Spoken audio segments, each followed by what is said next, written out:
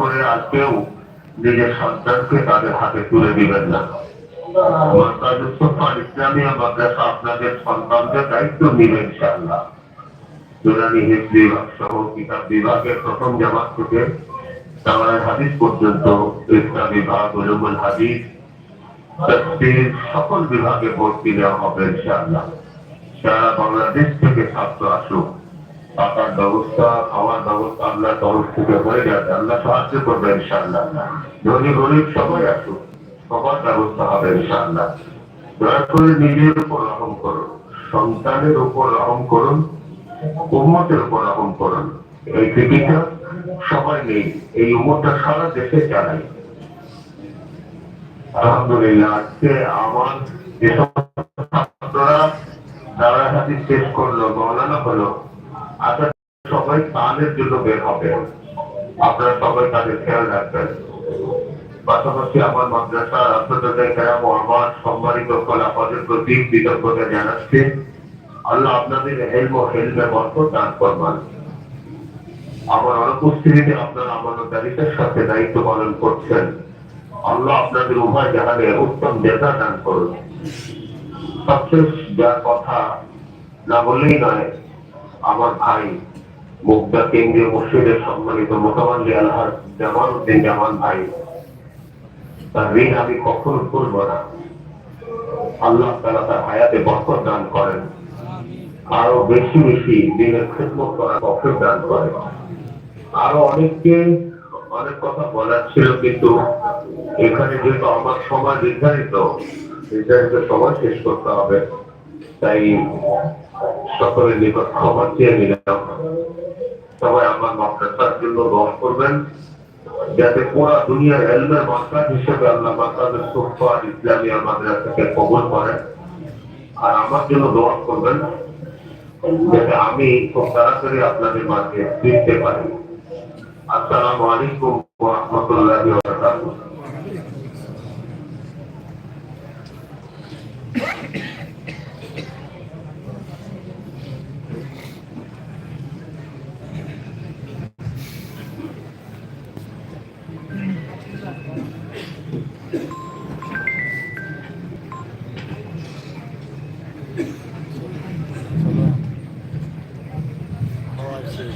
ইনশাআল্লাহ এখনই আমাদের আজকের মূল অনুষ্ঠান খুতবে বুখারী শুরু হতে যাচ্ছে। আপনারা সবাই ধৈর্য সহকারে হুজুরের কথাগুলো শুনবেন ইনশাআল্লাহ।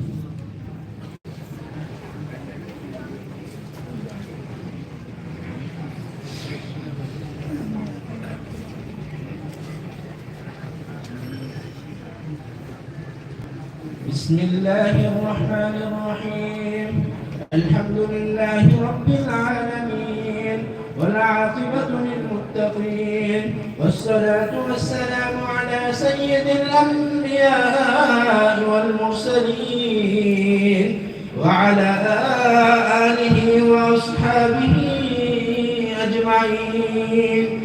أما بعد فإن أصدق الحديث كتاب الله وأحسن الهدي هدي محمد صلى الله عليه وسلم وخير الأمور عوازمها وشر الأمور محدثاتها وكل محدثة بدعة وكل بدعة ضلالة وكل ضلالة في النار.